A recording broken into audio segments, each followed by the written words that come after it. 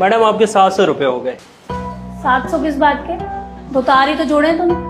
Madam तार जोड़ना इतना ही आसान होता तो आप ही जोड़ लेती ना, मुझे क्यों बुलाया?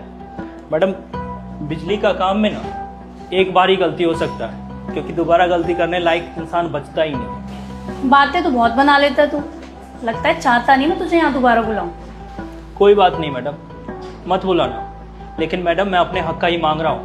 तो 400 ले लेना, 700 तो तू बहुत ज्यादा बोल रहा है। अरे मैडम जायज ही है। क्या हुआ? देखो ना, 2 तार जोड़े हैं इसने और 700 रुपये मांग रहा है। लो भाई तुम्हारे 700 रुपये। अरे तुम ये शुक्रिया साहब। उसने 700 मांगे और तुमने 700 ही दे दिए। ज्यादा पैसे आ रहे हैं क्या तुम्हारे पास? तुम्हें पता है वो 700 रुपये उस 2 तारों को जोड़ने के नहीं थे, वो 700 रुपये उस खतरे के थे जो उसने उस तार को जोड़ते वक्त लिया। ये बात 2 तारों को जोड़ने की नहीं थी, ये बात उस मेहनत की थी जो उसने इतने साल इस काम को दी, और अक्सर यही चीज़ लोग देख नहीं पाते। अब हम डॉक्टर भी कब पढ़ाई शुरू करते हैं और कितने सालों के बाद जाकर हम डॉक्टर बनते हैं, और ये लोग भी कब से काम सीखते हैं, फिर जाके कहीं नहीं चीज़ें समझ आने लगती हैं। अब तुम खुद सोचो, तुम सारा दिन घर संभालती हो, बच्चों को संभालती हो, मेरे भी काम संभालती हो जो मुझे करने वाले होते हैं। अब कोई तीसरा बंदा आके तुम्हें बोले कि तुम करती ही क्या हो, तो तुम्हें कैसा लगेगा?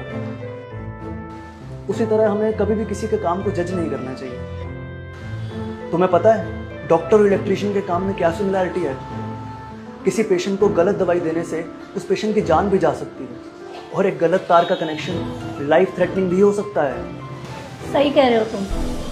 हमें दूसरों की मेहनत और एक्सपीरियंस की कदर करनी चाहिए, क्योंकि हर काम में ना एक कला होती है और उस कला को सीखने में सालों लग जाते हैं। जैसे तुम्हारे प्रोफेशन में कंसल्टेंसी इंपॉर्टेंट होती है, क्योंकि कई बार एक सही सलाह से किसी की जान बच सकती है।